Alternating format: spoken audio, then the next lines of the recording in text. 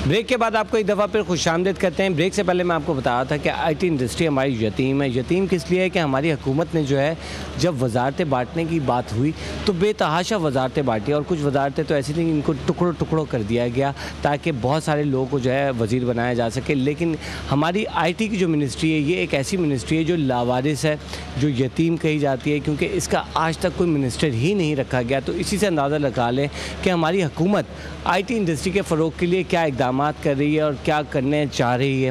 तो मेरे ख्याल में आप लोग भी मेरी इस बात से किसी तौर से अगर चाहें तो, अगर आप एग्री करना चाहें तो कर लें, लेकिन मैं चाहूँगा कि पहले मेरे ख्याल में परवेज़ साहब से लेते हैं, क्योंकि वो गवर्नमेंट को ज़रा रिप्रेजेंट करते हैं, तो उनकी बात कर लेते हैं।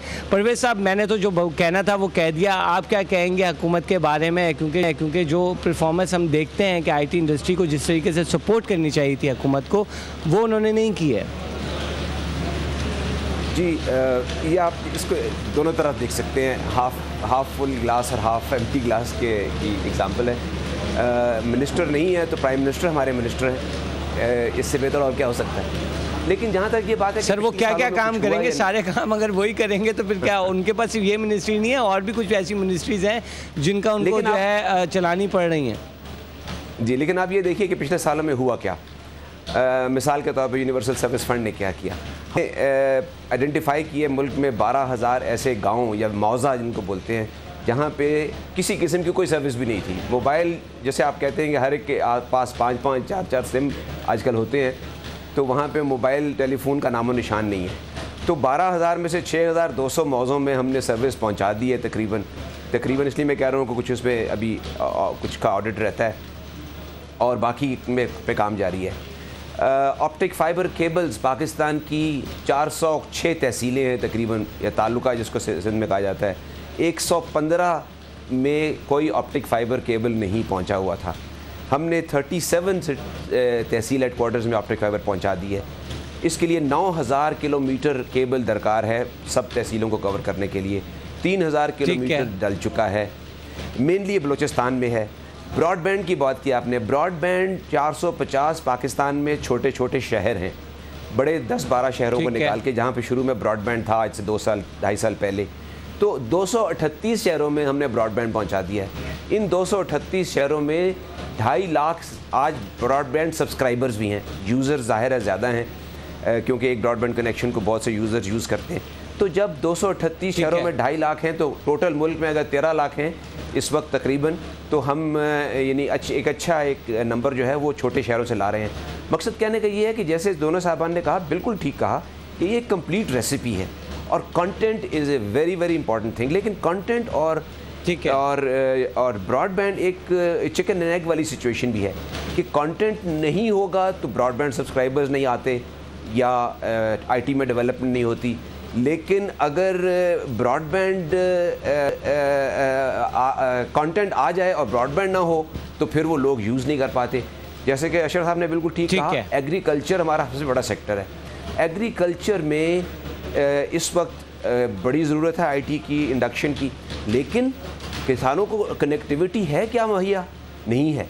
हम इस पे काम कर रहे हैं, कनेक्टिविटी प्रोवाइड करना। ठीक है परवेज़ साहब, यहाँ पे मैं थोड़ा सा आपको यहाँ पे रोक के ना, मैं ज़रा मुबशिर साहब की तरफ और अशरफ साहब की तरफ आना चाहूँगा कि जो मैंने यतीम होने का जो जिक्र किया है इस मिनिस्ट्री का, साथ ही साथ मैं ये भी आपको बताना चाहूँगा कि हम जो टेलीकॉम इंडस्ट्री की बात करते हैं ना, तो उसको हमने सपोर्ट बहुत दी है। अगर उसने जितना फ्लॉरिश किया है तो उसको सपोर्ट जिस कदर मिली है मेरे ख्याल में और किसी सेक्टर को नहीं मिली। तो यहाँ IT सेक्टर को भी अगर सपोर्ट मिलती तो नो डाउट यहाँ पर जो प्राइवेट सेक्टर है वो बहुत ज़्यादा बेहतर परफॉर्म कर सकता था। क्या कहेंगे मुबशिर साहब?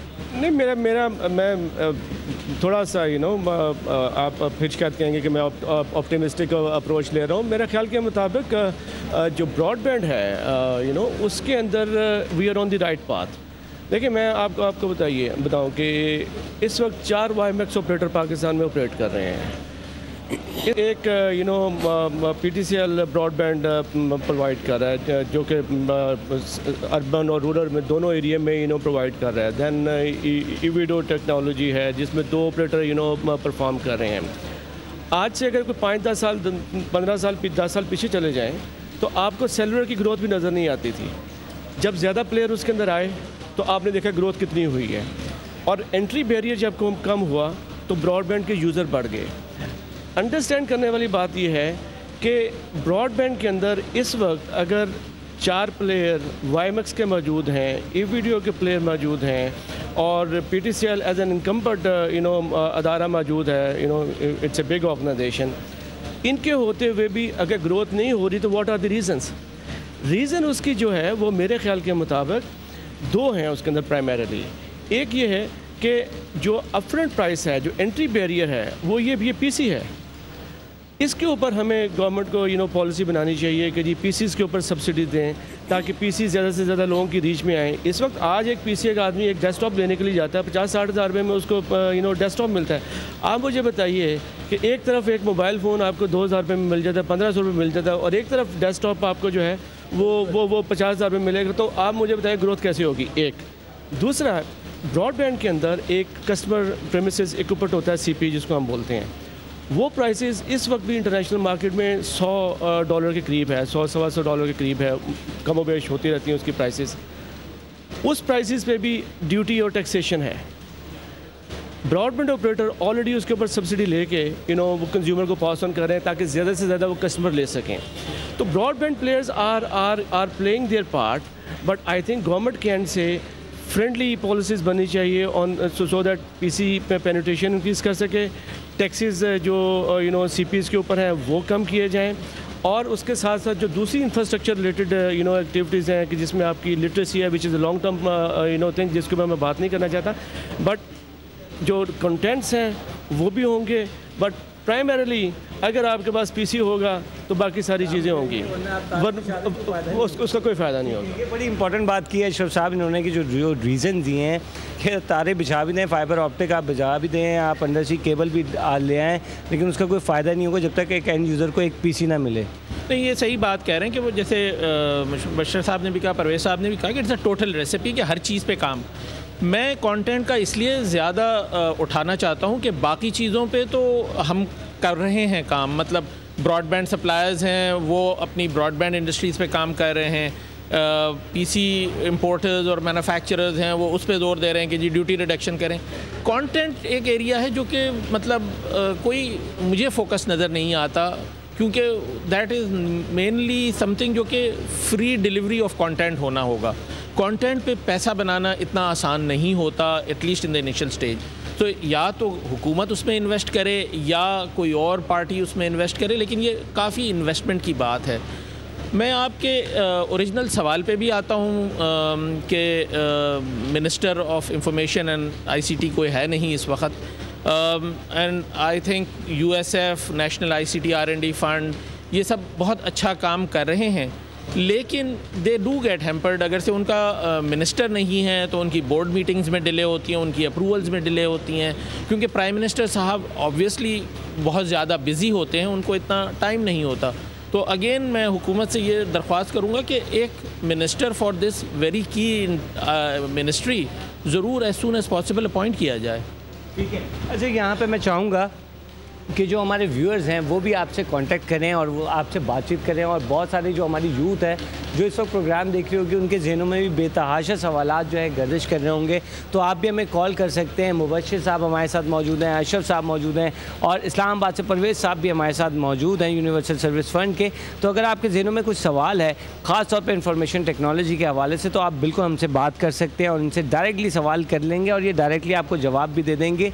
और आप देख सकते हैं कि जिस इन्वायरमेंट में हम बैठे हुए हैं ये इन्वायरमेंट ही ऐसा है ताकि आप लोगों को पता चल सके कि ये लोग जो अपने अपने कमरों में नहीं बैठे होते, ये बल्कि बाहर आते हैं और बता रहे होते हैं कि भाई अगर हमने एम्प्लॉयमेंट जनरेशन करनी है तो उसके लिए क्या क्या इकदाम करने की ज़रूरत होती है। परवेज़ साहब, मैं आपकी तरफ आता हूँ। आपने बात सुन ली मुबश्शिर साहब की भी और साथ साथ अशरफ साहब की। अशरफ साहब कहते हैं जी कंटेंट डेवलपमेंट की, और वो कहते हैं कि जनाब अगर आपने एंड यूज़र को मोबाइल की तरह अगर एक सस्ता कंप्यूटर नहीं दिया तो कोई फ़ायदा नहीं, आप तमाम काम कर लें, उस वक्त तक वो रिज़ल्ट आप हासिल नहीं कर पाएंगे जब तक एक आम आदमी को एक सस्ता कंप्यूटर ना मिले। जी, मैं दोनों से बिल्कुल एग्री करता हूँ जी। कंप्यूटर की प्राइस कम होनी चाहिए, अफोर्डेबिलिटी एक इशू है, एक हैम्पर कर रहा है ग्रोथ को, ब्रॉडबैंड की भी और IT की भी। और दूसरा, कंटेंट में भी डेफिनेटली इन्वेस्टमेंट होनी चाहिए, देयर इज़ नो डाउट। दोनों बिल्कुल ठीक कह रहे हैं। हम उसको एक शॉर्ट टर्म के तौर पे उसको सॉल्व इस तरह कर रहे हैं कि हमने एक तो हायर सेकेंडरी स्कूल्स और कॉलेजेस जो छोटे शहरों में हैं उनमें ब्रॉडबैंड देना शुरू किया। और ना सिर्फ ब्रॉडबैंड देते हैं हम, वहाँ 5 कंप्यूटर भी देते हैं, ताकि अगर कंप्यूटर ना हो तो ब्रॉडबैंड कहाँ लगेगा ऑब्वियसली। और फिर हम वो ब्रॉडबैंड 1 साल तक फ्री देते हैं, यानी उसकी कॉस्ट यूएसएफ ले लेता है। फिर उसमें हम 2 टीचर्स की ट्रेनिंग भी करवाते हैं। तो मकसद ये होता है कि ब्रॉडबैंड को और इंटरनेट को और आईटी को फ़रोग़ मिले, और जो स्टूडेंट्स कॉलेजेस और हाई स्कूल से निकल के आ रहे हैं वो आईटी लिटरेट हों, ब्रॉडबैंड लिटरेट हो, ना सिर्फ कंप्यूटर लिटरेसी, बल्कि they should know how to make use of broadband, because broadband means internet means इल्म का ख़जाना जो वहाँ पे मौजूद है, उसको किस तरह टैप करना है।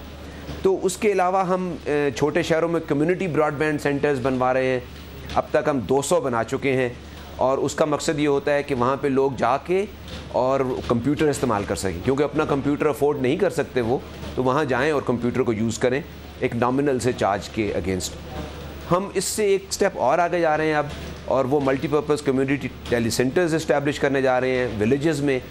एक हम पायलट प्रोजेक्ट शुरू करने वाले हैं 20 का। अच्छा परवेज साहब, यहाँ पे हमें छोटी सी ब्रेक लेनी पड़ी है। ब्रेक के बाद हम वापस आएंगे और यहीं से अपने डिस्कशन को जाएंगे, कुछ कॉलर्स को भी अपने साथ शामिल करेंगे और उनकी भी राय जानेंगे कि वो आप लोगों से क्या सवाल करना चाहते हैं। तो कहीं नहीं जाइए, देखते रहिए पहला सौदा।